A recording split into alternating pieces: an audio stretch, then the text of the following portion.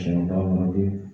Az-zaniyatu waz-zani fajlidu kulla wahidin minhuma mi'ata jaldah wala ta'khudkum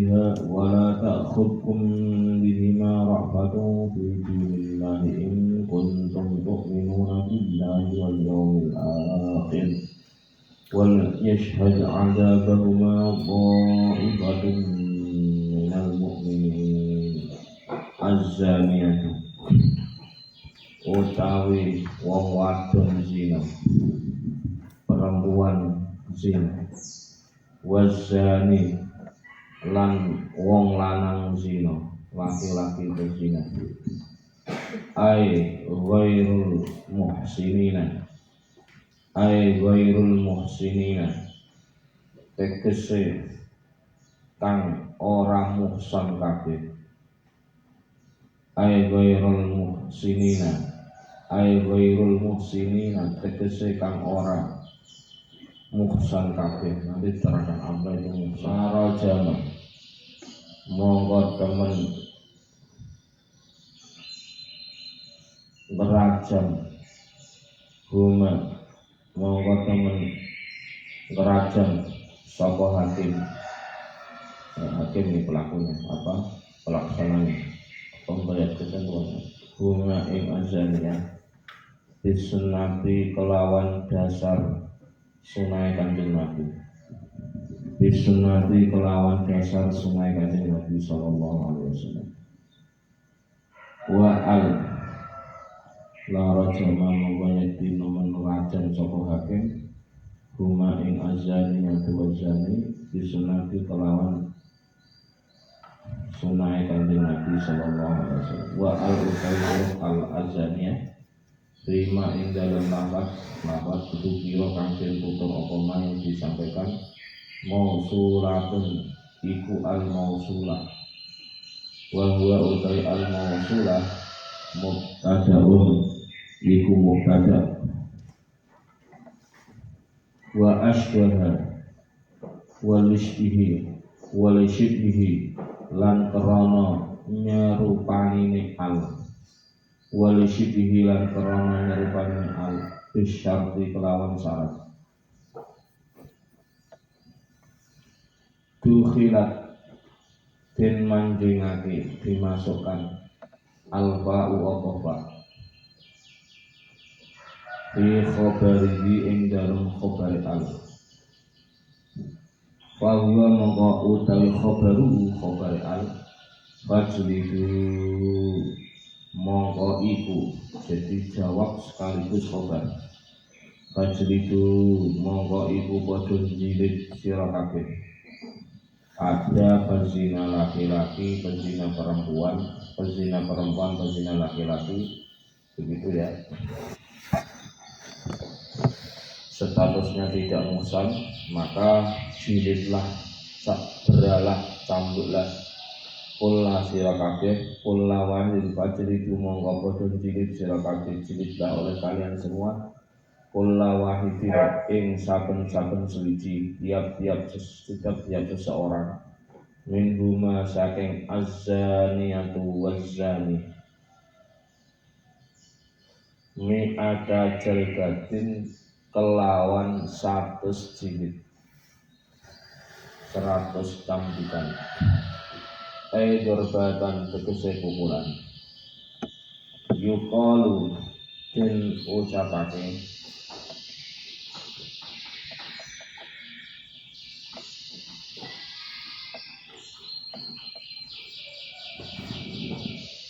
yuqalu den ucapake jalada gawe hukum jilid sapa Allah hu ing fulan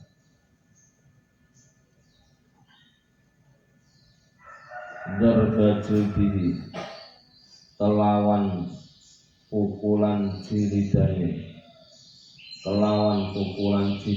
fulan. Jadi Allah memberikan ketentuan hukum jilid ini ya sesuai dengan aturan jilid begitu ya, sebanyak 100 ya. Kalau Allah memberikan ketentuan 100 kali jilid bagi pelaku zina ghairu muhsan. Namun yang terjemahnya kita artikan ya secara umum zina muhsan itu adalah orang yang terjaga setelah menikah. Kalau yang ghairu muhsan berarti orang yang tidak terjaga karena belum nikah ya. Terus wa yuzadu lan den tambahi ala dzalika ing atase jildah mi'ah ya 100 jilid disunnati kelawan sunai Kanjeng Nabi ada hukuman tambahan tagribu amin apa buang setahun mengasingkan 1 tahun. Jadi setelah si zaniyah dan zani dihukum cambuk 100, kemudian itu versi Al-Quran, kemudian versi Nabi ditambahi diasingkan setahun, diasingkan dari kehidupan manusia, taruh di gunung Cermai atau mana. Warraqiku utawi budak alam nisri iku ing atase separuh hukuman. Sedangkan kalau tidak hukumannya hanya separuh, yaitu apa? Berarti jilidnya cambuknya hanya 50. Pengasingannya juga setengah tahun, tidak sampai setahun itu. Mimma saking suci dari sesuatu Zukiro kang den tutur apa mas wala takhud lan ojo tumandang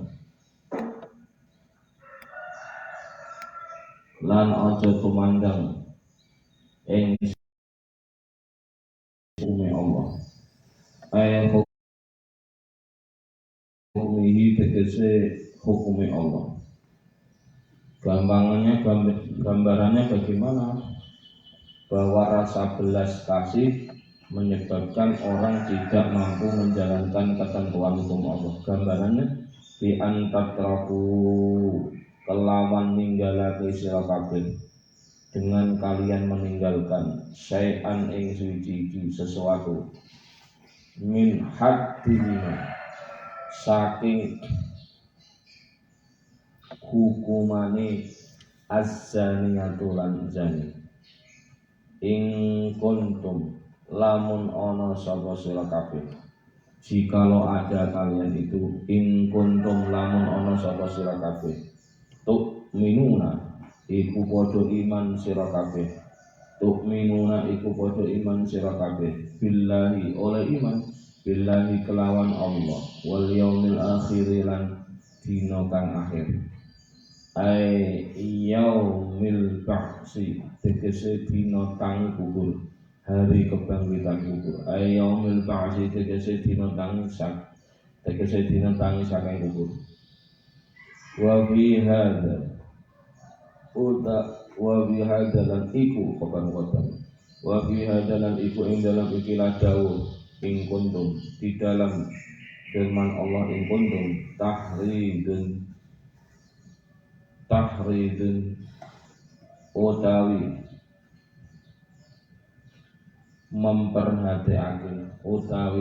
memperhatikan gatekake alama ing atase keterangan qabla syarti ing dalam sadurunge syarat. Jadi in kuntum tu'minuna itu adalah catatan penting untuk diperhatikan atas semua lafaz sebelum in kuntum. Alama ing atase lafaz qabla syarti kang tetep ing dalam sadurunge syarat. Wa huwa utawi ma jawabuhu iku jawab syarat. Wa huwa utawi ma jawabuhu jawab syarat. Al-dalun atau perkara kang nuduhake hal yang menunjukkan ala jawabi ing atase jawab syarat atas jawaban syarat.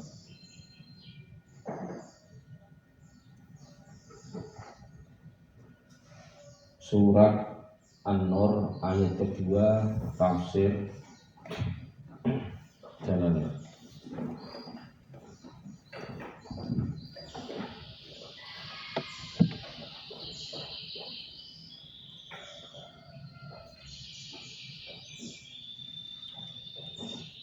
Bagi perempuan dan laki-laki yang melakukan zina.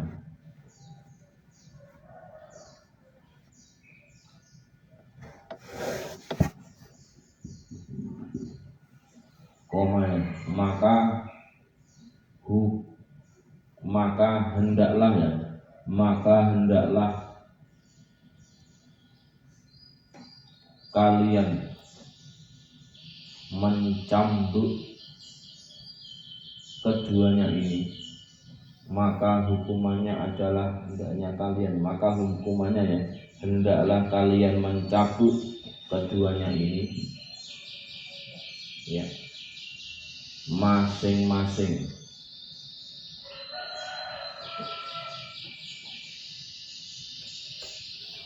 dari keduanya itu sebanyak 100 cambukan.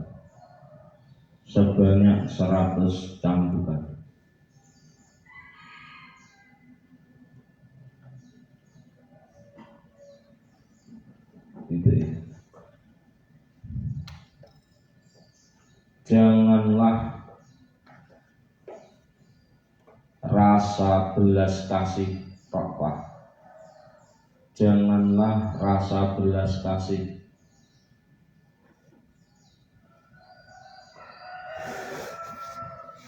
dari kalian kepada mereka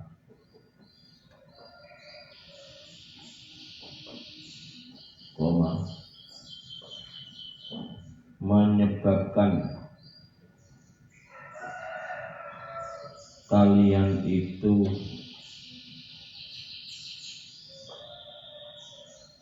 mencegah untuk menegakkan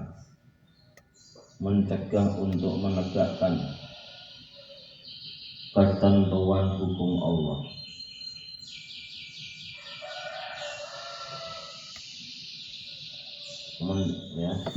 Hukum Allah. Yakni sekiranya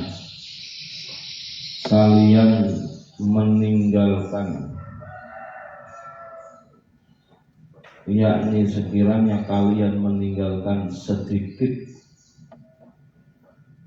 atau sesuatu dari hukuman keduanya itu.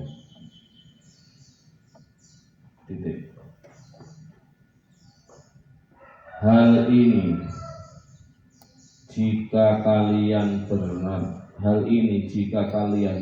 beriman kepada Allah dan hari akhir.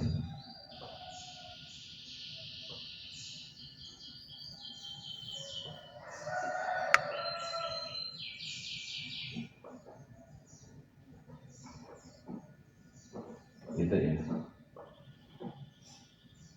Yakni hari kebangkitan dari alam kubur.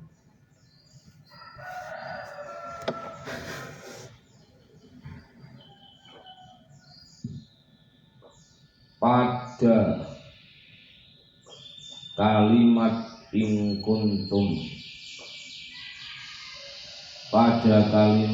kuntum dan seterusnya ini terdapat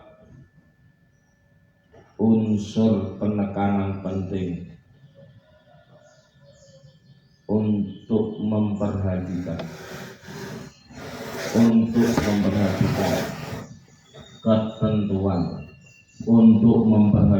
ketentuan yang telah dibuat sebelum lafaz ini.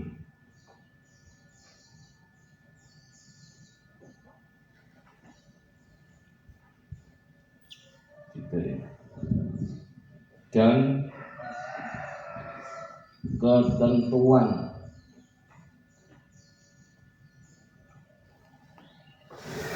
untuk tidak meninggalkan pelaksanaan hukum dan ketentuan untuk tidak melaksanakan hukum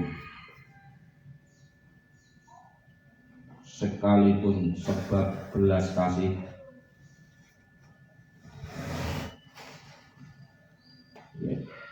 adalah sebuah pernyataan yang ditegaskan dengan jawaban pada lafaz in kuntum ila akhir dan seterusnya, pada lafaz in kuntum dan seterusnya. Tidak ya.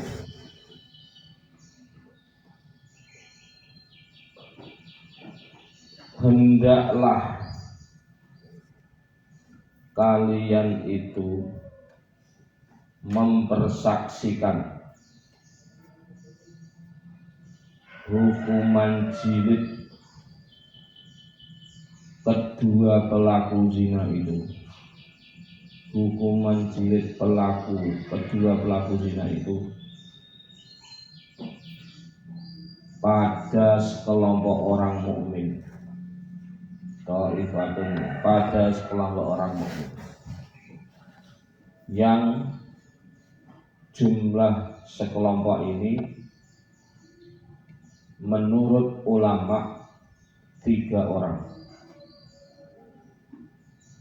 dan menurut ulama yang lain jumlah kelompok yang mempersaksikan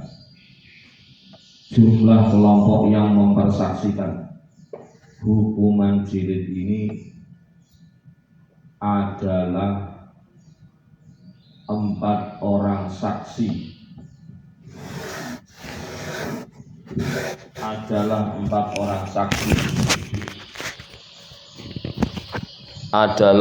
orang saksi sebagaimana saksi hukuman zina. Kan tadi hukuman jilid ya, sebagaimana saksi hukuman zina. Titik.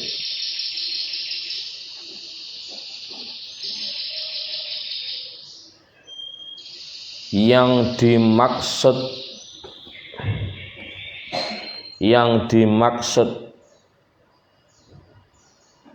pezina perempuan dan laki-laki ini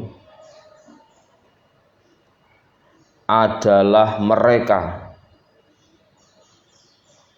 yang tidak masuk kategori muhsan.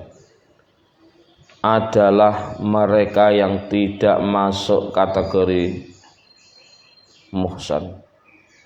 Buka kurung, orang yang terjaga dengan pernikahan. Orang yang terjaga dengan pernikahan. Orang yang terjaga dengan pernikahan. Maksudnya bagaimana? Melakukan hubungan suami istri dalam konteks sudah pernah melakukan dalam konteks rumah tangga. Kan beda, maaf ini ya. Yang belum melakukan sama yang sudah melakukan kan beda. Kalau yang sudah melakukan atau merasakan, nah itu namanya tindakan yang berat hukumannya karena sudah pernah melakukan. Kalau belum pernah melakukan, ya hukumannya diperberat. Kalau maaf ya lo yang sudah melakukan, sudah ngerasake melakukan hubungan suami istri dalam rumah tangga atau dalam konteks ikatan pernikahan, berarti kalau dia mau melakukan lagi dengan yang tidak resmi, itu hukumannya lebih berat. Karena agama sudah ngasih ruang, gitu loh, sudah ngasih kesempatan. Loh, Abi gimana bagi mereka maaf yang tidak pernah zina, yang tidak pernah nikah tapi zina berkali-kali? Nah ini juga sama. Kalau sudah pernah melakukan terus melakukan kembali, hukumnya sama. Hukumnya seperti muhsan. Berarti apa? Yang pertama ditolerir, hukumannya hanya 100 jilid. Tapi yang kedua hukumannya hati-hati, mati itu. Namanya nanti rajam, farjumuha. Ya, jadi kalau belum pernah nikah, belum pernah melakukan hubungan, kemudian baru pertama melakukan hubungan tubuh, maka hukumannya itu adalah 100 jilid. 100 cambukan. Tapi kalau sudah menikah melakukan, maka hukumannya adalah rajam. Apa itu hukuman rajam? Hukuman dilempari batu sampai mati, dengan cara orangnya ditanam di tanah, kemudian yang terlihat hanya leher dan kepala, dilempari batu sampai mati. Itu namanya rajam. Nah, hukuman rajam ini berlaku bagi mereka yang sudah pernah menikah atau sudah pernah melakukan hubungan tubuh. Hati-hati ini, berarti pezina kedua. Nah, ini hati-hati ini. Mohon maaf. Nah, kenapa di Indonesia tidak begitu ya? Ini yang perlu dipahami. Karena Indonesia ini bukan negara Islam, undang-undangnya bukan undang-undang Islam, maka tidak diberlakukan. Dan ingat, Rasulullah Muhammad Sallallahu Alaihi Wasallam ini dalam hadis Bulughul Maram juga ada, dalam Sahih Muslim, Bukhari, maka lagi itu lengkap lagi. Kalau ada orang, ini cerita zaman Nabi, dulu ada salah seorang sahabat X, tidak disebutkan, ya kan? Kemudian ya orang itu lapor kepada Nabi, wahai Nabi, saya melakukan dosa besar, saya minta engkau mencambuk saya minta engkau menghukum saya. Kenapa kamu kok minta dihukum sama saya? Iya Pak Nabi, saya melakukan zina. Kata Nabi, sudah, kamu jangan lanjutkan ucapanmu, jangan kamu laporkan, kamu cukup tobat kepada Allah. Kenapa? Kalau kamu laporkan, maka kamu kena hukuman, kamu terkena sanksi. Itu menunjukkan apa? Rasulullah Muhammad Sallallahu Alaihi Wasallam melihat orang yang baik kok melakukan kesalahan, itu harus diberi solusi yang baik. Karena apa? Kesalahan itu adalah kesalahan yang disadari penuh dan ingin bertobat secara serius. Itu ada serius, cabut omonganmu, jangan lagi ngomong sama saya. Kalau kamu ngomong kepada saya sebagai hakim, maka kamu akan melaksanakan minimal, kalau kamu belum nikah maka kena 100 jilid. Tapi kalau kamu sudah nikah, maka kamu akan kena hukuman mati dengan cara dirajam.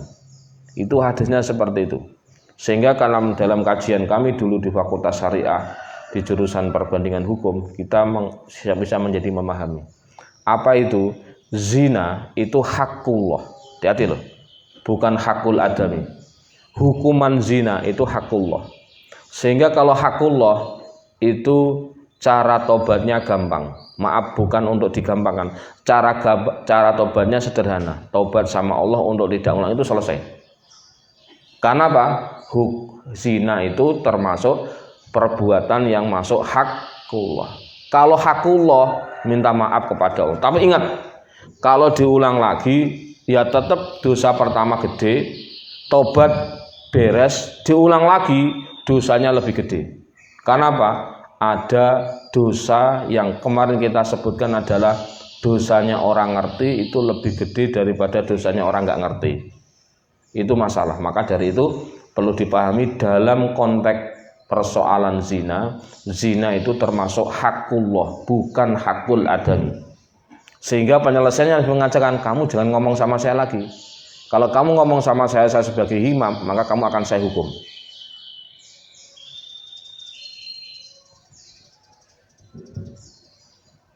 Dari titik inilah saya berharap nanti teman-teman bisa memahami apa itu.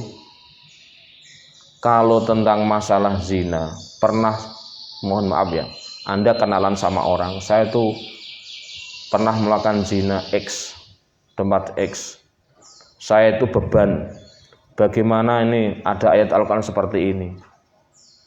Kalau orang itu hanya melihat Qurannya saja, hanya melihat hadisnya saja, mesti terjebak beban itu. Nah, bagaimana? Ya karena ini hakullah, Anda sekali lagi tobatnya harus benar-benar minta maaf kepada Allah, dan nanti tidak ada konsekuensi seperti ini. Dihukum jilid 100 kali, dihukum rajam sampai mati, itu kalau ada laporan, kalau ada pengakuan di depan hakim. Hati-hati. Karena pas sekali lagi zina itu masuknya hakullah. Kalau hakullah mabniun alal musamahah, didirikan atas dasar kemurahan kemudahan. Nah, terus di depan ada orang. Ada siapa, Mbak? Suaranya kok?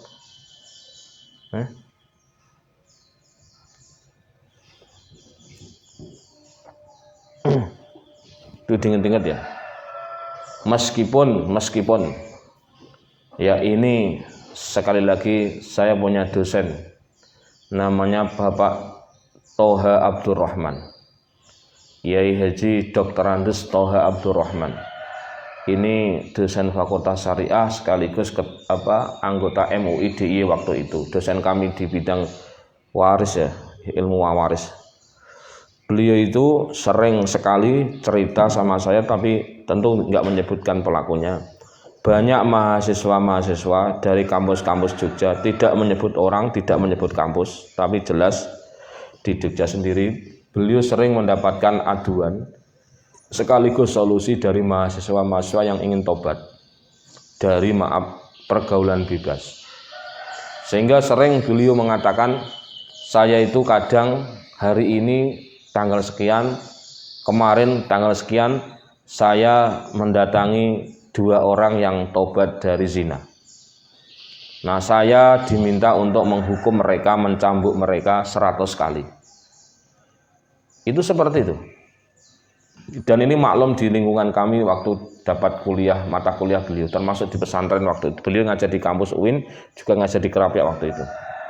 Nah, ternyata 100 cambuk itu bukan cambuk 1, ya maaf ini kan bolpen ini 1, 2 sampai 100 enggak, tapi Anda tahu manggar korma, tahu manggar ya, tempat tumbuhnya buah. Nah, manggar itu kan 1 kali manggar, 1 manggar ini itu kan bisa 20-30. Berarti kalau pengen mengukur 100 cukup 3 kali. Berat. Karena apa? 1 manggar ini seperti itu.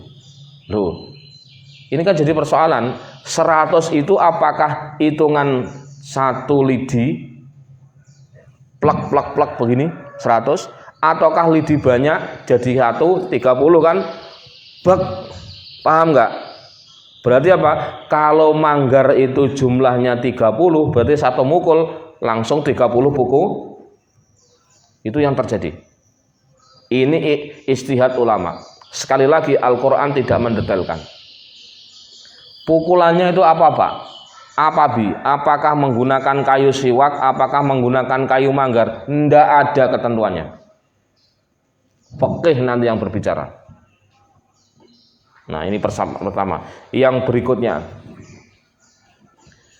ini lagi-lagi sekali lagi yang terjadi pada masa Nabi Shallallahu Alaihi Wasallam. Lah kalau memang seperti itu ya, kemudian ditanya lagi, loh saya itu, beliau kan, mestinya yang merajam ini kan hakim atau orang yang ditunjuk oleh hakim dari pelaksana hukuman. Maka ini menjadi problem. Problemnya bagaimana? Belum selesai. Apakah yang melaksanakan boleh sembarangan orang ataukah orang tertentu? Tentu kalau di Aceh sana, mungkin teman-teman tahu. Kalau di Aceh sana, ini teman kita ada di Universitas An-Nawarini Aceh, 1 kelas namanya Pak Dedi, itu dosen UIN sana dan juga yang tahu praktek hukum syariah sana.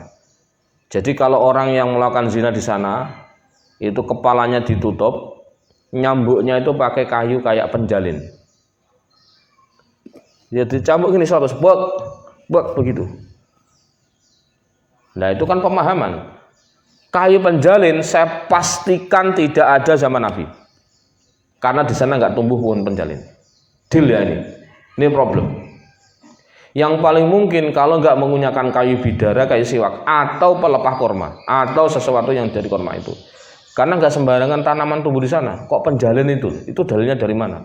Itu problem besar. Maka sekali lagi ini persoalan yang cukup polemik, perdebatannya tidak selesai. Dan ada yang mau menerapkan dan ada yang nggak mau menerapkan. Kalau mau menerapkan sok silakan di Aceh sana. Sekalipun Anda misalkan ada orang dari luar Aceh melakukan hubungan mesum di sana, di Aceh ketangkap, ya udah dihukum di sana karena masuk wilayahnya pemerintahan Aceh yang menerapkan syariat Islam. Kalau enggak ya sudah. Nah, tentu kita yang belajar hukum menjadi paham begini. Ini ketentuan Allah, yang harus dilihat adalah substansinya atau yang dilihat adalah makna dari ketentuan itu untuk memberikan efek jerah. Memang sekali lagi saya katakan khilafiyah. Ada yang mengatakan harus diterapkan, ada yang tidak. Karena kalau tidak diterapkan itu akan menjadi perbuatan yang biasa, dianggapnya biasa. Bahkan kemarin saya membaca majalah dewasa di Indonesia itu namanya apa? Saya itu membaca itu hampir mayoritas pemuda milenial, anak milenial itu mengatakan melakukan hubungan tubuh dengan pacar asalkan setia, asalkan komitmen nikah itu hal yang biasa. Paham ya? Ini persoalan loh ya. Saya katakan ini hal yang harus dipahami dengan baik. Maka bagaimana kontribusi Islam? Ya tentu kalau ingin diterapkan tidak bisa di Cirebon misalkan. Kecuali Cirebon menerapkan perda syariah seperti di Aceh.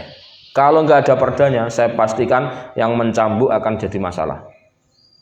Inilah salah satu hal yang kenapa kemarin kita bahas di PCNU Kabupaten Cirebon, kenapa hukum Islam tidak bisa diterapkan, yang sudah saya sampaikan dan ada dalam artikel saya, jurnal saya, yaitu apa? Di Indonesia itu hukum yang berlaku itu 3. Pertama, kalau boleh kita sebut hukum Islam, yang kedua hukum nasional, yang ketiga hukum adat.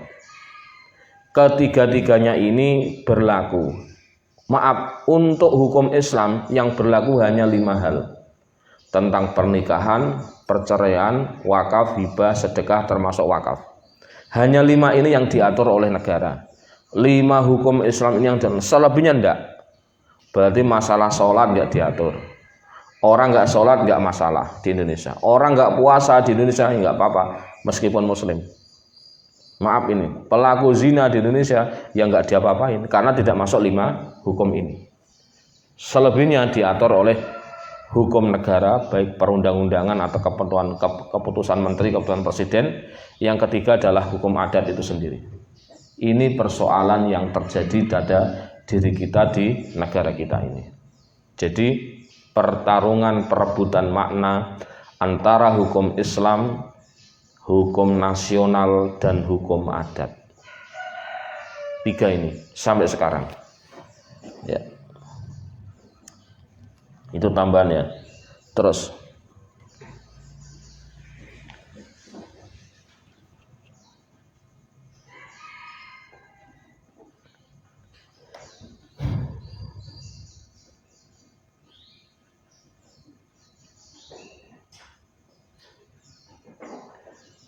berdasarkan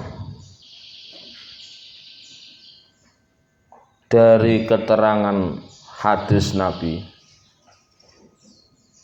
pelaku zina ghairu muhsan tersebut, pelaku zina ghairu muhsan tersebut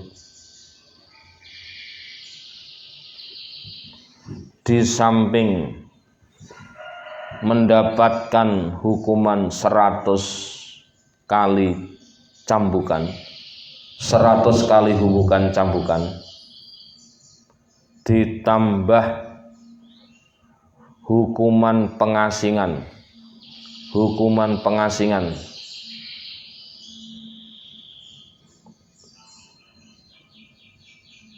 selama 1 tahun. Titik. Untuk budak hukumannya adalah separuh dari ketentuan hukum orang Madura. Hukumannya adalah separuh dari hukuman orang merdeka. Berarti 50 sama setengah tahun. Pengasingannya 50, pencambukannya tadi. Titik.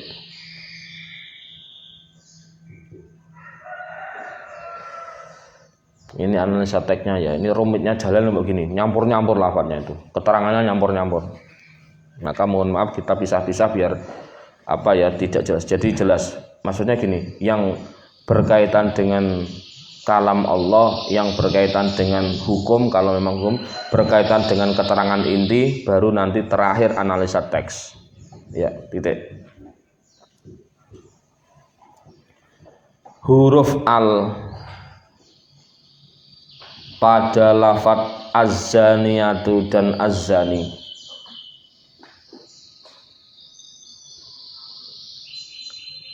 adalah al-mausulah,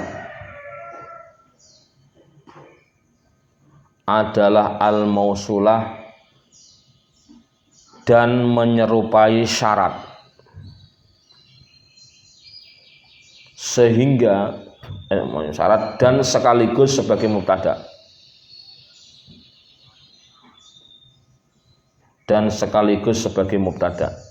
sehingga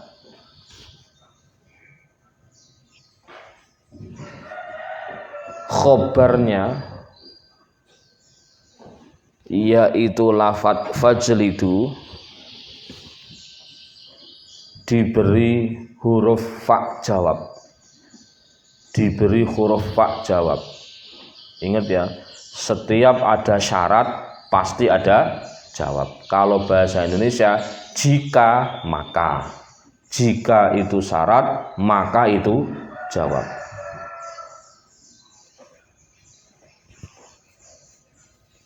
Nah, sekarang dilanjutkan ya, tadi ada yang kurang mananya.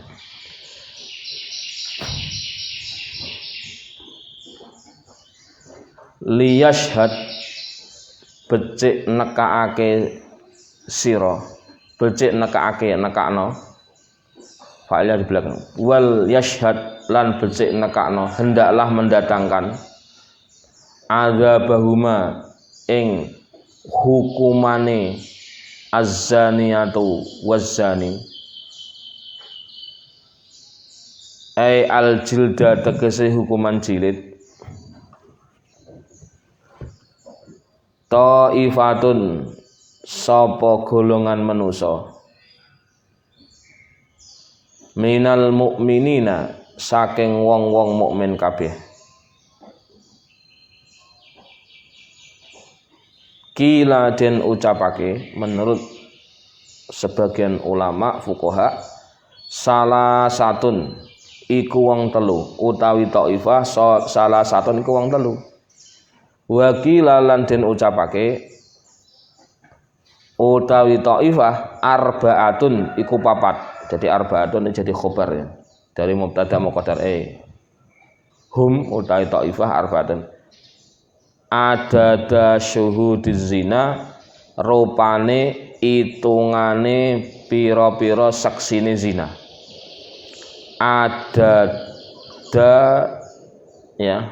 Adadu ya, karena atap sama badal dari arbaatun. Adadu syuhudiz zina, rupane itungane pira-pira saksine zina. Ya, tadi ini yang tambahan saja ya. Tambahan tadi yang belum kita maknai secara gandul. Terjemahnya sudah. Jadi ini loh, yang jadi problem itu yang di Aceh sana. Yang jadi saksi itu kok orang banyak masa. Padahal dari Al-Quran mengatakan Taifah itu yang melihat berapa orang? 3 maksimal 4 orang. Karena ini aib. Paham ya? Jadi kalau aib itu ya tidak untuk dilihat atau diperlihatkan. Itu satu. Yang kedua yang jadi problem lagi, punten, nanti teman-teman saya doakan semuanya Pak Lani termasuk punya kesempatan ke Tanah Suci, termasuk nanti melihat tempat hukuman rajam. Kalau di sana hukuman matinya itu dipancung, ditebas lehernya pakai pedang, Kang Fandir. Dan tempatnya itu kayak gazebo gitu. Tahu gazebo ya? Ya kayak angkruk-angkruk begitu loh. Tapi besi semua. Nah, tengah-tengahnya itu ada tali. begitu ya. Orangnya yang akan dipancung itu kepalanya ditutup, algojonya bawa pedang. Nah, ahli waris kalau itu hukuman mati karena dianggap membunuh.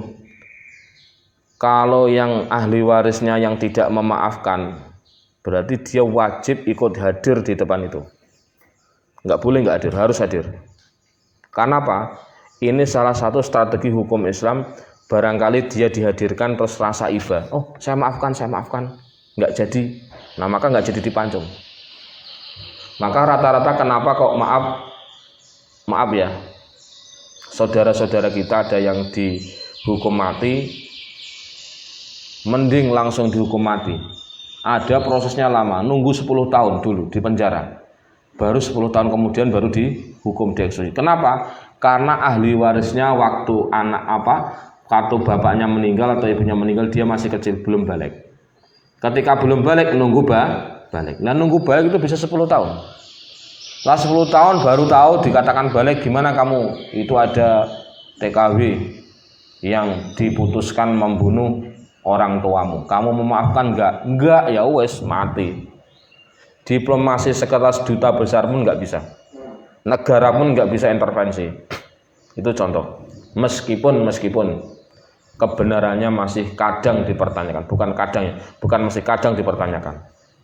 Bagaimana dia tidak melakukan tindakan memberontak? Kalau hukuman pembantu nyetrika salah, maaf ya, entah itu karena gosong atau apa, itu punggungnya disetrika, TKW. Disiram air panas. Saya tahu sendiri waktu di Riyadh. Kalau Anda hanya umroh itu hanya boleh masuk 2 kota, Mekah, Madinah.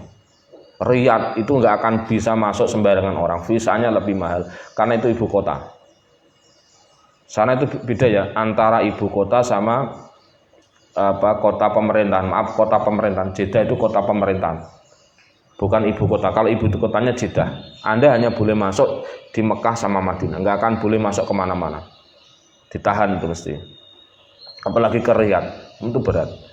Dan kita ketemu dengan saudara-saudara kita yang jadi korban itu banyak sekali. Pengakuan mereka sudah, Pak siapa sih Pak sini cari masalah, saya datang tuh nyari uang. Jujur kan TKW? Sampai dipukul, maaf bahasa kita diperkosa. Karena anggapnya apa? Mereka itu adalah dianggapnya budak. Kalau budak, maaf, boleh digauli, boleh disetubui. Ini problem. Hati-hati itu kan. Yang laki maupun yang perempuan. Parahnya di situ tuh. Karena memang saya tanya, Pak, sama Pak Dubes sih kok kayak gini gimana Pak Anu? Kamu nggak tahu Muhammadun. Mereka itu bisa masuk ke rumah para TKW ya, bahasa kami ekspatriat itu. Bisa masuk ke rumah-rumah jadi pembantu rumah tangga itu PRT, itu prosesnya memang maaf kayak beli. Kok bisa Pak? Ini dilihatkan paspornya, fotonya, kayak apa orangnya, dan di sana ada agennya, ada agennya. Ini harganya sekian, ini harganya sekian. Menurut mereka harga, bagi kita ini kan standar untuk upah.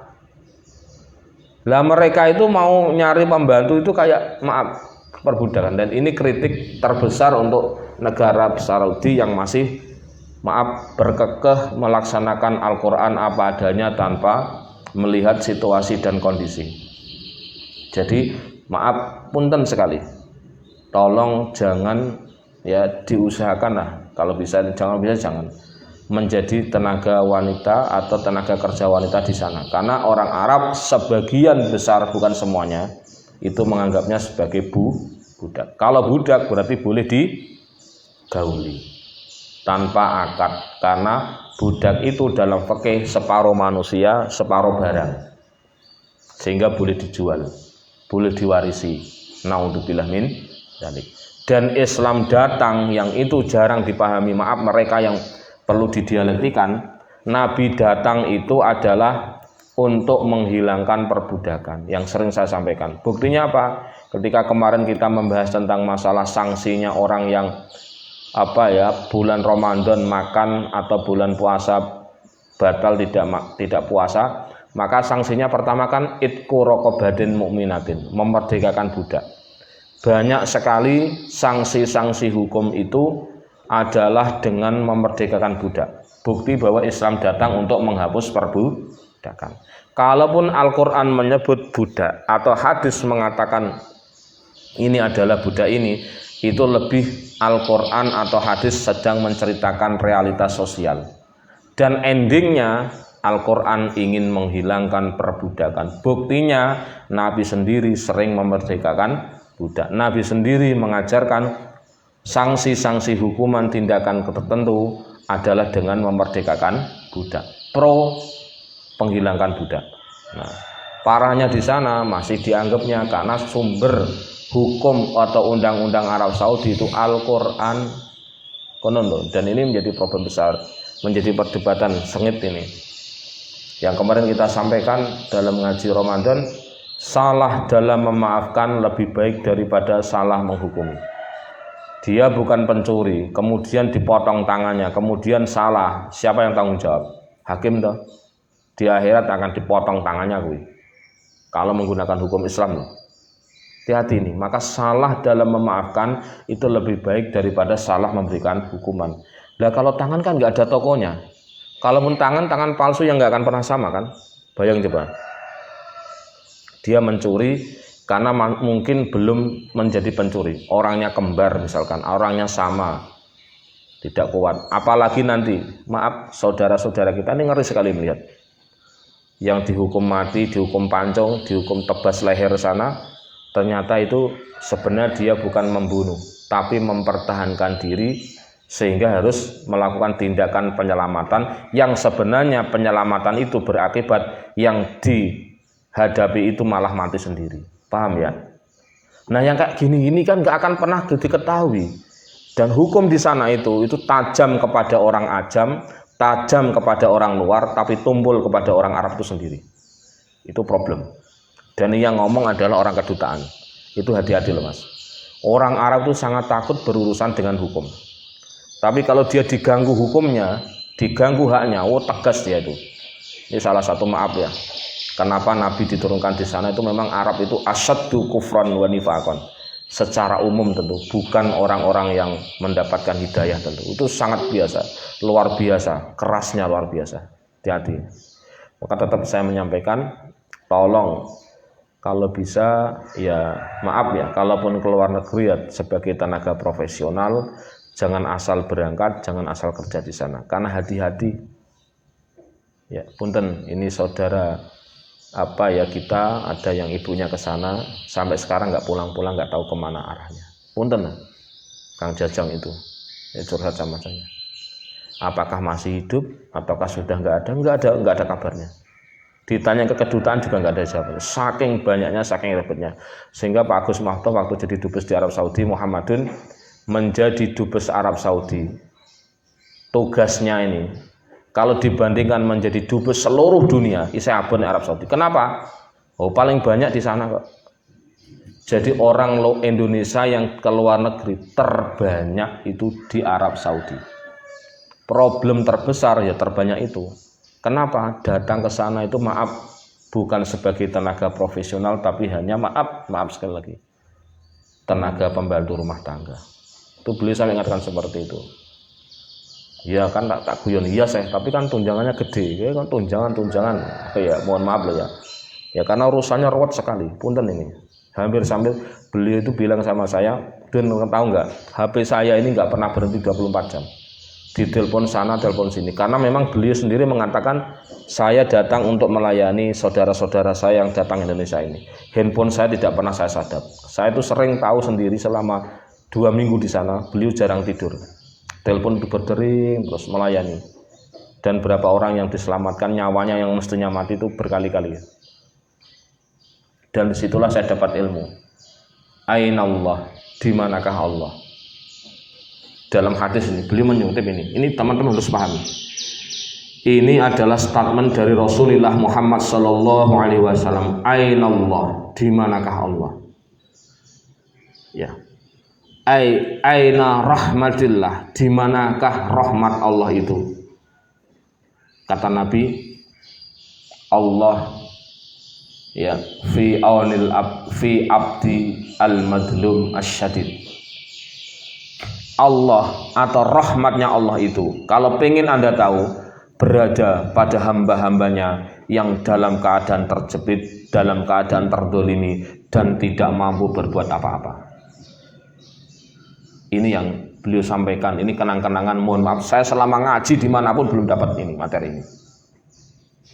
Maka punten mbak-mbak kangkang, suatu saat nanti kalau Anda jadi orang sukses, pastikan yang Anda utamakan adalah menolong orang yang sangat atau benar-benar membutuhkan dengan ketidakberdayaannya itu. Maaf ya, saya mendapatkan ilmu itu dari Pak Agus. Aina Allah, di manakah Allah? Aina rahmatillah, di manakah rahmatnya Allah? Ada pada orang-orang yang dalam keadaan lemah namun tidak berdaya, dalam keadaan terdolimi tapi tidak memiliki ketidakberdayaan untuk menyampaikan haknya atau menjaga membela haknya itu. Ini Kang Pandir kudu paham, aktivis itu paham ini. Maka Anda ketika menolong orang yang dalam keadaan lemah dan tidak berdaya, itulah sesungguhnya Anda ketemu dengan rahmatnya Allah yang terlihat cetawel. Surat An-Nur ayat kedua, tafsir Ibnu Katsir. Yang dinamakan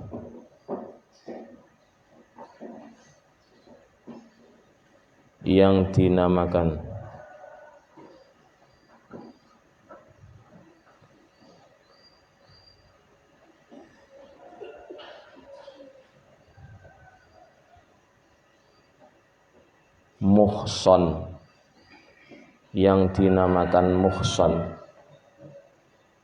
ya,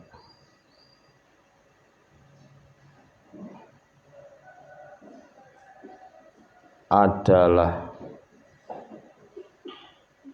seseorang yang telah melakukan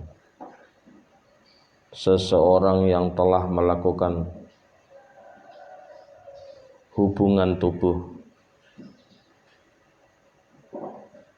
dalam pernikahan yang sah.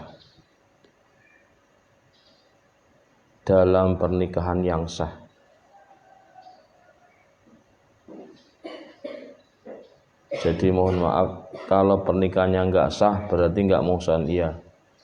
Jadi menikah yang dapat ketentuan dijilid sampai 100 kan kemarin adalah yang tidak muhsan atau tidak pernah melakukan hubungan tubuh dalam koridor pernikahan yang sahih. Itu maksudnya muhsan seperti itu.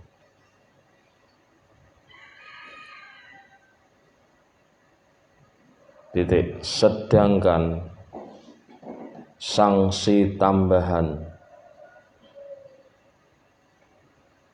bagi pelaku zina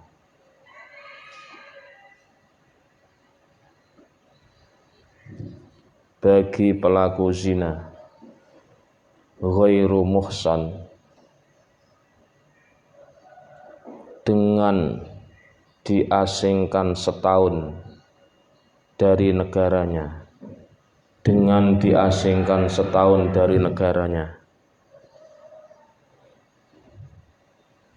adalah pendapat mayoritas ulama.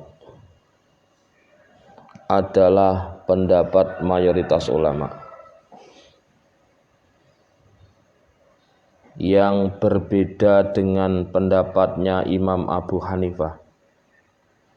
Yang berbeda dengan pendapatnya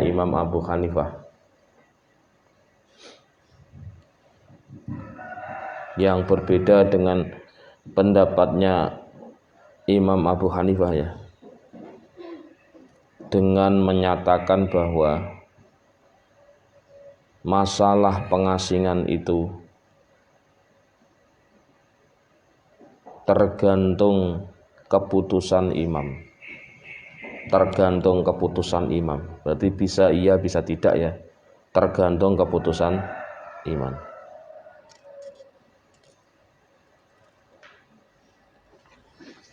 Titik. Ini tafsirnya cukup panjang ya. Kita langsung berikutnya tentang wala ta'khudkum bihima ra'fatun fi dinillah.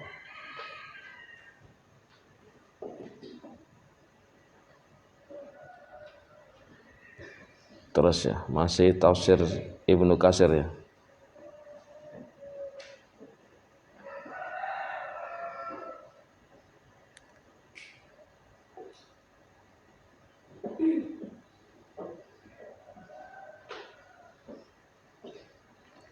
Menurut tafsir Ibnu Katsir,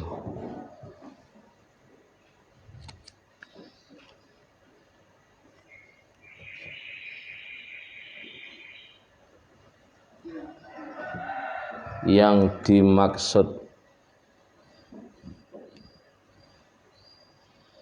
belas kasih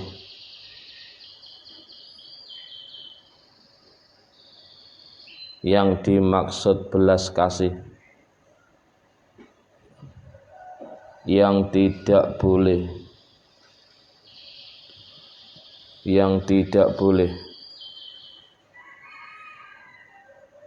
dimiliki dalam urusan agama, wala ta'khudkum bihima ra'fatun fi dinillah ya, bukanlah larangan untuk memiliki belas kasih yang ada sebagai tabiat manusia,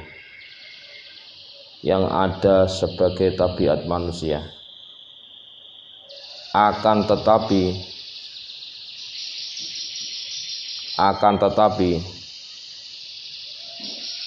yang dilarang adalah belas kasih kepada orang lain, bisa kepada orang lain dengan membiarkan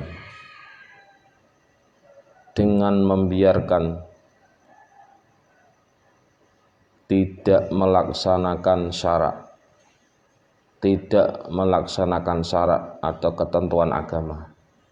Jadi maksudnya bagaimana? Punten, gampangnya dalam kehidupan rumah tangga, orang tua yang membiarkan anaknya tidur karena kecapean, begitu ya, habis apapun, taruhlah habis jadi panitia pengajian, taruhlah habis ujian, ataukah habis acara-acara momen kondangan atau ngobeng, kemudian saat duhur terlihat pules capeknya karena pules tidurnya capek, sampai menjelang duhur mau habis kok masih pules.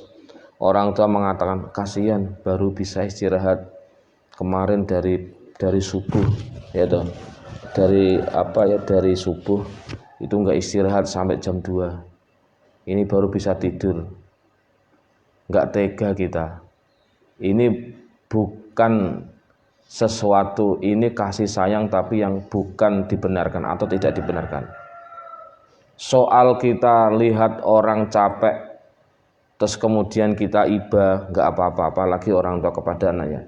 Tapi kalau iba sehingga membiarkan tidak melaksanakan syariat, itu yang dilarang. Itu maksudnya wala ta'khudkum bihima ra'fatun fi dinillah, menurut Imam Ibnu Katsir, begitu ya, dalam menafsiri ayat ini ya. Jadi maksudnya piye, mbak-mbak, kangkang, ngapunten, kalau saatnya nanti kita punya anak, begitu ya, pada saatnya nanti kita berumah tangga dan seterusnya, punya anak dan seterusnya, maka kalau sayang itu ya tidak dibiarkan untuk tidak sholat, sekalipun dengan alasan apapun ya, punten ya. Jadi artinya bagaimana? Kasih sayang itu ditempatkan secara proporsional. Secara tabiat orang itu akan iba, orang itu akan kasihan. Melihat orang yang kerja seharian gak istirahat, apalagi sampai sakit, itu kasihan. Tapi akan lebih kasihan lagi ketika tidak bisa menjalankan syariat Islam, tidak bisa melaksanakan perintah Allah, ketentuan agama.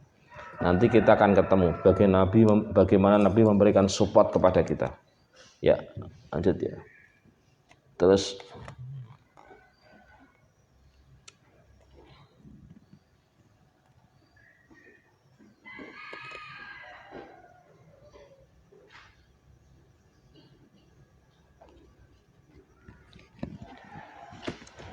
dalam melaksanakan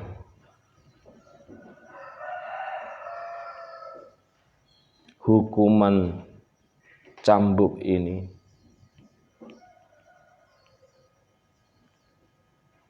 bukanlah dengan cambukan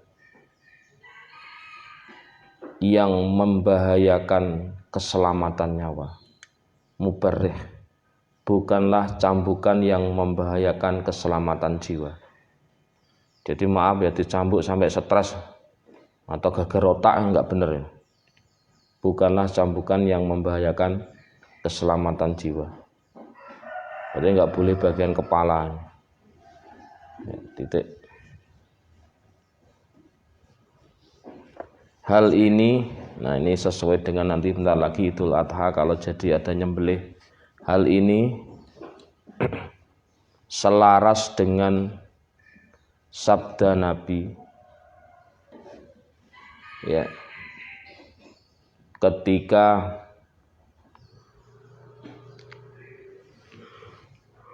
ada seorang sahabat bertanya kepada Nabi,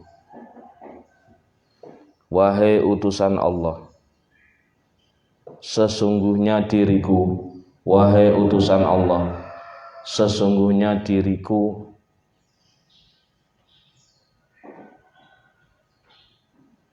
akan menyembelih binatang kambing, dan saya pun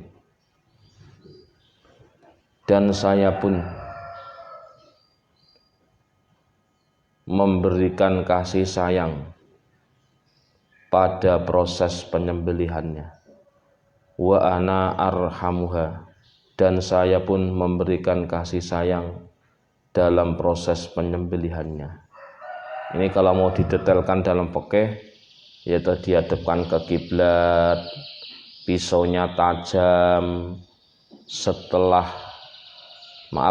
lehernya dipotong atau lehernya disembelih, kemudian kakinya dilepas untuk bisa bergerak-gerak bebas. Nah itu contoh ya, dalam fikihnya itu ya, dihadapkan ke kiblat, terus kemudian pisaunya tajam, terus kemudian setelah tersembelih tadi ya Kang Rakib ini yang biasanya nyekel ini, itu setelah lehernya disembelih, kakinya dibiarkan untuk bergerak-gerak. Nah itu contohnya ya, titik ya.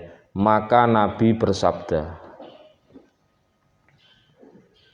bagimu, walaka, bagimu, dengan melakukan tindakan ini, bagimu dengan melakukan tindakan ini adalah sebuah pahala. Gitu ya. Ini maka maaf ya mbak-mbak yang jadi guru, kangkang yang mungkin nanti jadi guru atau jadi dosen, hati-hati. Kalau menerapkan hukuman tetap harus ada nilai-nilai kemanusiaan, harus ada manusiawinya.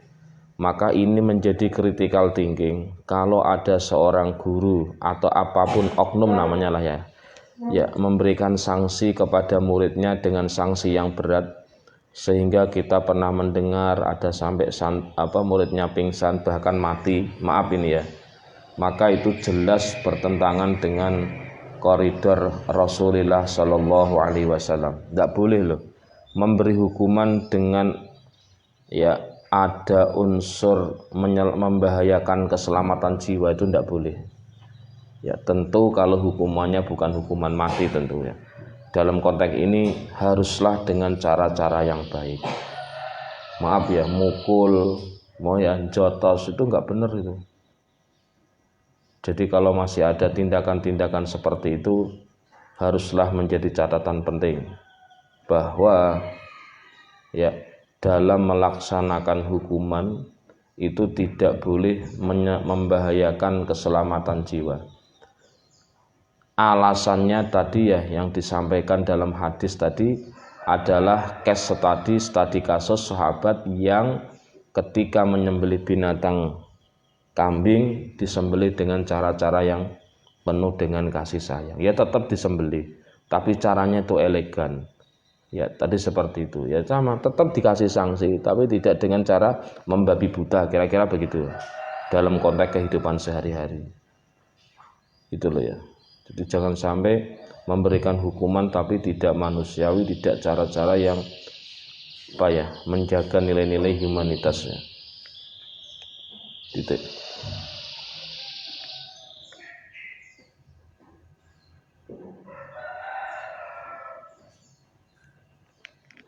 Menurut tafsir Munir,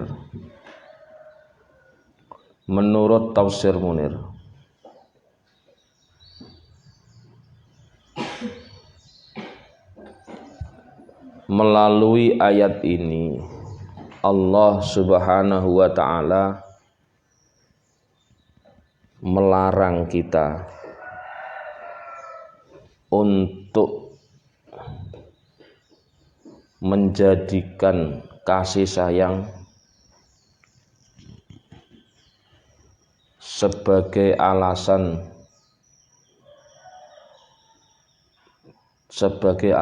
tidak taat kepada Allah. Sebagai alasan tidak taat kepada Allah. Punten ya. Ya tadi, saya tuh kasihan anak saya baru bisa tidur. Saatnya sholat ya tidak sabar, saya kasihan masih pules.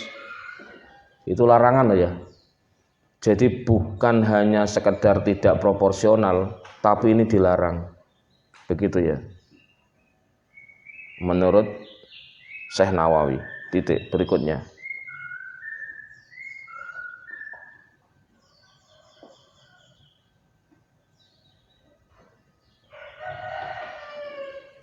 Rasulullah Muhammad sallallahu alaihi wasallam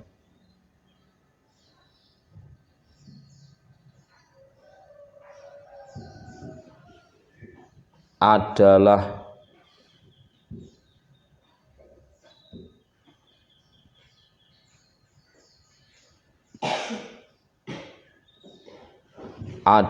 hamba Allah yang paling memiliki rasa kasih sayang. Nabi wong sing paling sayang sak donya. Ya ini dalil dari Munir Tasawun ini. Titik.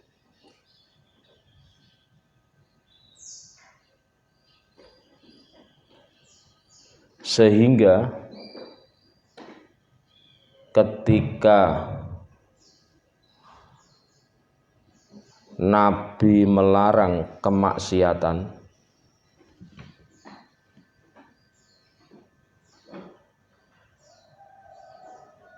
itulah bentuk kasih sayang yang luar biasa.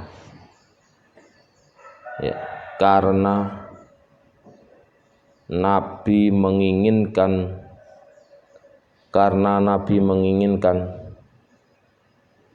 umatnya jauh dari neraka. Ini filosofi ini bisa dipahami loh Kang Habib. Anda sebagai konseling ya. Seorang orang tua yang melihat anaknya kecil atau punya anak kecil atau punya penyakit demam atau penyakit tertentu ya, kemudian pengen makan es, pengen minum es atau jajan es misalkan, ya kan, dilarang, itu bukan tidak sayang, tapi justru kalau dibiarkan itu malah tidak sayang. Diberi itu belum tentu sayang, tidak diberi belum tentu tidak sayang. Karena apa? Ukurannya itu adalah kebaikan. Sepanjang itu untuk kebaikan itu malah sayang. Nah ini mohon maaf alamnya. Jadi kalau kita ini dalam tanda kutip ya, mondok ke anak, begitu ya, memesantrenkan anak, sehingga kita ini tidak bisa ngasih apa-apa secara maksimal ya. Maaf ini, perhatian nggak maksimal dari segi materi, punten ya. Saat anak yang belum mondok dikasih ini, diajak ke sini, anak yang mondok maaf kan terbatas.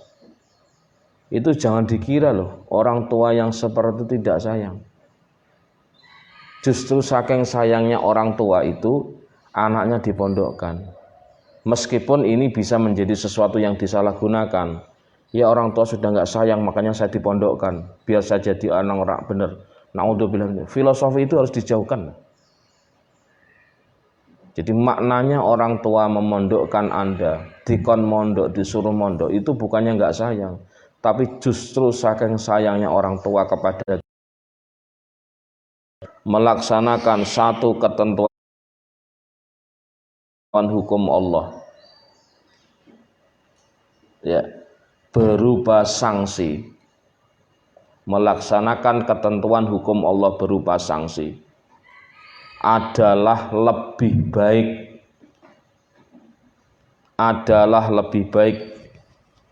daripada mendapatkan turunnya hujan. Masya Allah, adalah lebih baik daripada mendapatkan turunnya hujan selama 40 malam. Oh, ki sing dieling-eling ki. Jadi nek seandainya atau Mbak Kang sampean nanti suatu saat kalau sudah rumah tangga, duwe anak, punya anak umur 10 tahun, anaknya nggak mau sholat, kemudian Anda sanksi, Anda hukum, tentu sesuai dengan hukuman pendidikan, takdib bukan litakdib, itu adalah lebih baik daripada adanya hujan yang turun selama 40 hari. Ini supporting Nabi. Jadi kalau kita membiarkan untuk tidak sholat karena merasa kasihan, kecapean, itu sama dengan kita membiarkan ketidakstabilan dari kehidupan. Dalam konteks ini, ilustrasinya adalah membiarkan bumi tanpa ada turun hujan. Kita tahu yang namanya hujan itu adalah rahmat. Hujan saja satu hari, satu kali saja itu rahmat. Ini 40 kali 40 hari, tidak ada apa-apanya, alias tidak lebih baik dari satu sanksi Allah, hukuman dari Allah ya, dan Rasulullah tentu yang dilaksanakan. Maka ini harus menjadi apa ya, harus menjadi ruh ya dalam memberikan sanksi, begitu ya, dalam menerapkan ketentuan hukum Allah berkaitan dengan sanksi, gitu ya, titik.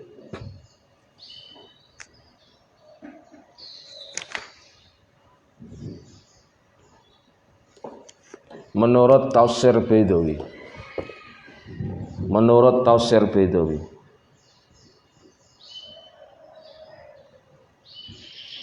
nah ini lebih tajam lagi nih. Menurut tafsir Baidawi,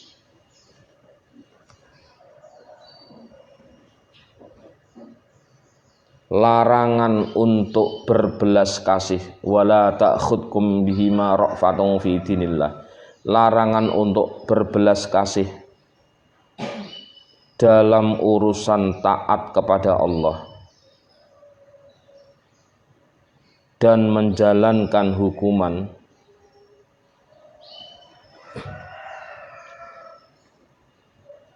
ya, digambarkan oleh Rasulullah Sallallahu Alaihi Wasallam, digambarkan oleh Rasulullah Sallallahu Alaihi Wasallam dengan sabdanya. Digambarkan loh, nggak sungguhan, diilustrasikan, digambarkan saja.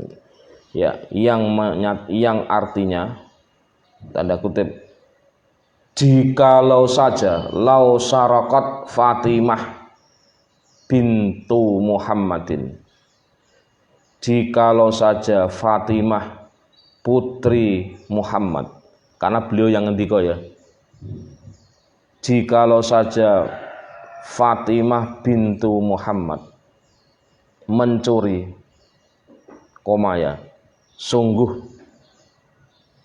saya akan memberikan hukuman, sungguh saya akan memberikan hukuman potong tangan kepadanya.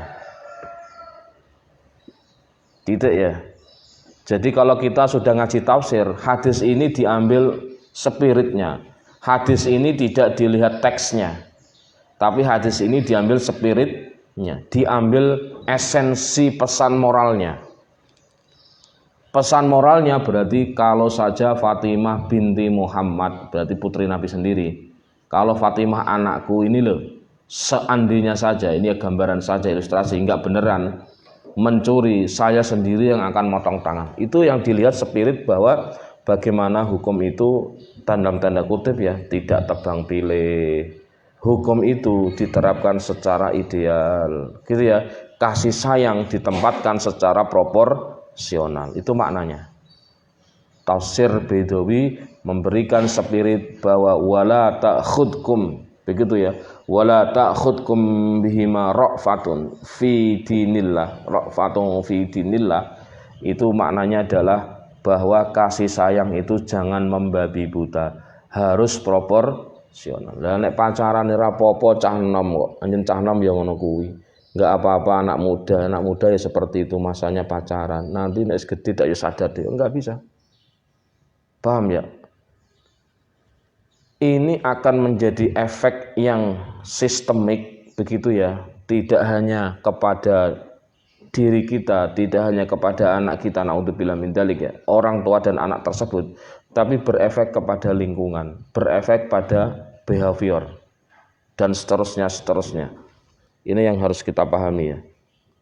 Jadi bagaimana melaksanakan ketentuan hukum Allah, melaksanakan ketaatan kepada Allah itu harus diutamakan daripada sekedar membiarkan untuk tidak melakukan atas nama kasih sayang. Wes enggak apa-apa. Enggak apa-apa ya, buka-buka aurat. Memang saatnya mereka bahagia dengan dunianya. Wes kumpul cah nom-nom seperti itu. Maaf loh ya.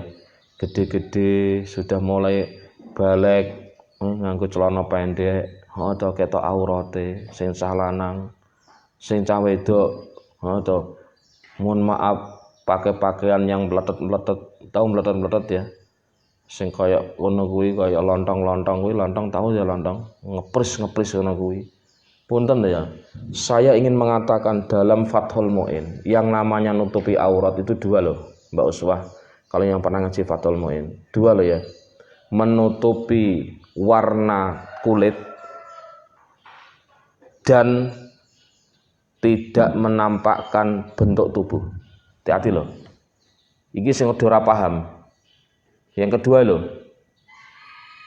Paham ya? Bari nek pakan meletet-meletet ngono kae, pecarat ngono kae. Paham ya, pecarat.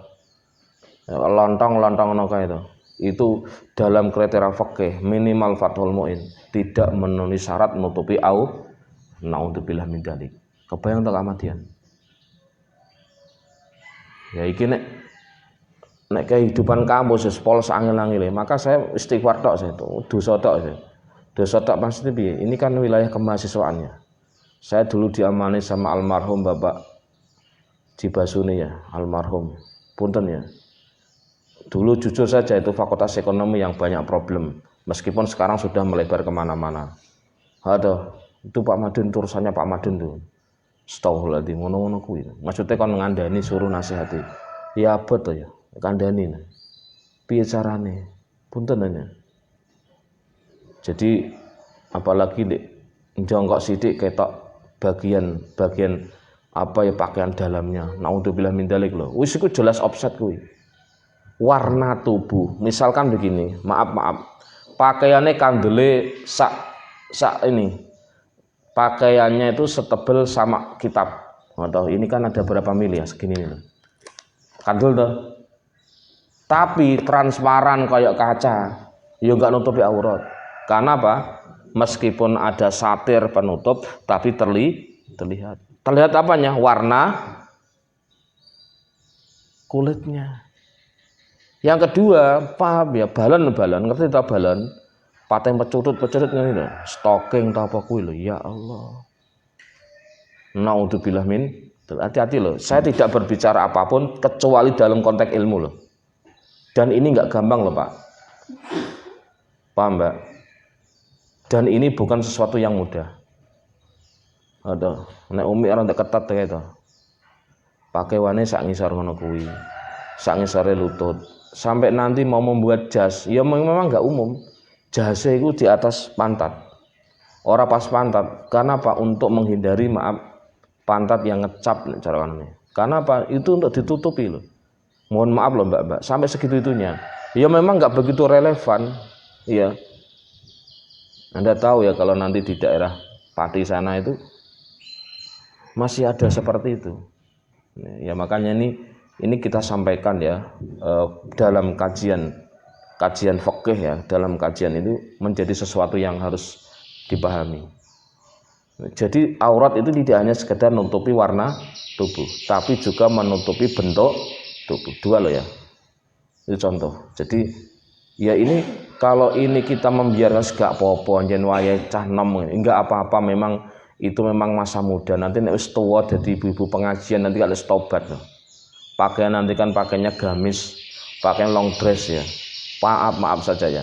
Kalau itu pemikirannya seperti itu berarti offset pelanggaran. Kenapa? Itu berarti makna masuk dalam kategori wala ta'khudkum bihima ra'fatun fi dinillahi al-ayah. Ya. Jadi ini nanti dalam Basul Masail sudah dibahas. Kalau Anda membaca ayat kok enggak sampai khatam, enggak apa-apa. Kang Irfani, asalkan ngomong al-ayah. Akmil al-ayah. Sempurnakanlah ayatnya. Jadi mahalus syahid saja yang dikutip. Kan banyak sekali.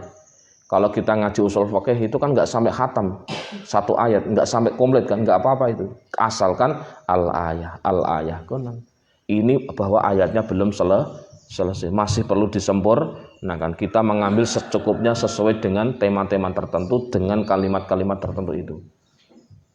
Ini orang nganggo ilmu usul fikih bahaya nih. Orang nganggo ilmu fikih kawal. Ya. Jadi fikih itu adalah pengejawentahan dalam memaknai Quran maupun hadis. Mengamalkan Quran hadis itu pengejawentahan dari melaksanakan perintah Allah, perintah Rasulullah. Jadi itu dawuh Mbah Hasyim Asy'ari yang dikutipnya. Kenapa kok sampai kita ini di pesantren itu fikih itu menjadi salah satu materi penting dalam kajian di pesantren? Ya karena tadi fikih itu pengejawentahan dari Al-Qur'an dan hadis. Berarti Quran hadis tidak akan ada bunyinya, tidak akan ada suaranya, tidak akan teraplikasikan kalau tanpa menggunakan ilmu fikih. Dan kita kembali naik ke atas, Quran dan hadis itu adalah pengejawentahan taat kita kepada Allah, kepada Rasul. Ana urut-urutane. Maka ya punten sekali, mohon maaf kepada semuanya. Ya kita sekali lagi bukan untuk menghakimi, bukan untuk menyalahkan, tapi ini adalah ilmu, ini adalah pengetahuan, ini adalah aturan, ini sesuatu yang harus menjadi catatan kita ke depan. Ya, semoga kita dijauhkan dari, mohon maaf ya, fitnah-fitnah seperti ini, godaan-godaan seperti ini, punten-punten. Karena bagaimanapun, maaf ya, bagaimanapun tidak mudah. Apalagi nanti kalau kita sudah bermasyarakat, Kang, berhadapan dengan saudara, berhadapan dengan macam-macam tetangga, tambah komplek. Makanya ya sudah, ya minimal untuk diri kita sendiri, minimal untuk lingkungan kita sendiri. Punten. Nah maka dari itu yang diingat oleh teman-teman Mbah Dim ya, saya kira ini dulu sudah sering ini Mbah Dim Mbah Dim Yati almarhum ya, yang kemarin baru saja wafat. Kalau kamu ngajar hanya untuk transfer knowledge, kalau kamu ngajar hanya untuk mentransfer pengetahuan, maka kamu akan kalah dengan Google. Google ilmunya lebih lengkap darimu. Tapi kalau kamu mengajar adalah untuk kalau kamu mengajarkan adalah untuk mendidik akhlak, ngajari akhlak, maka itulah yang tidak akan pernah bisa digantikan oleh Google atau teknologi. Ya, jadi beliau ini santri Lirboyo, saking alimnya, gurunya Mbah Mahros nyuruh Mbah Kafabi untuk ngaji sama Mbah Dim Yati. Ya, sebagaimana Mbah Mun, ketika Mbah Mun ngaji di Lirboyo, Mbah Imam putranya Mbah Maros disuruh ngaji ke Sarang waktu itu. Jadi dawe gitu. Jadi mohon maaf ya, ini bareng-bareng saling mengingatkan, kalau ngaji, ya toh, kalau ngajar hanya mentransfer pengetahuan, maka itu Anda tidak akan ada apa-apanya, akan kalah dengan teknologi yang bernama aplikasi Google maupun yang lainnya itu. Tapi kalau mengajar, menyampaikan ilmu adalah mengawal akhlaknya, memberikan teladan akhlak, maka itu yang tidak akan pernah digantikan. Kenapa? Google nggak pernah ngajari akhlak. Lagi mau apik-apik atau disuguhi iklan kayak begitu-begituan nggak? Naudzubillah min dzalik. Yang buka-buka aurat dan seterusnya. Ini yang menjadi problem. Sekali lagi kita tidak sedang menjustifikasi siapapun.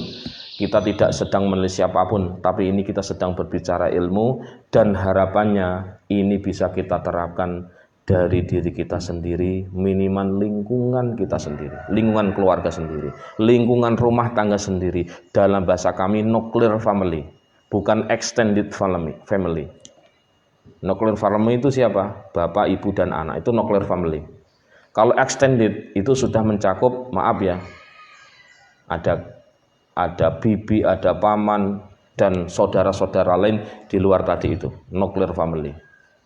Ya, ini ini pengalaman kami ya untuk mengistilahkan itu. Ini sebenarnya adalah bahasanya John L. Esposito ya, sama seorang Muslim di Barat yang meninggal dibunuh ya. Itu namanya siapa satunya lagi, itu 2 orang yang menulis buku ini tentang mengkategorikan nuclear family sama extended family. Jadi artinya bagaimana untuk mengkategoriku anfusakum wa ahlikum naro, jagalah dirimu dan keluargamu. Keluargamu itu adalah extended family. Yaitu apa? Bapak, ibu, dan anak. Wis, itu nuclear family, keluarga inti. Ya, ini saya harap ini menjadi catatan kita ya. Catatan ilmiah kita itu di dalam buku ensiklopedia Islam ya. Jadi ada buku ensiklopedia Islam yang ditulis oleh John L. Esposito.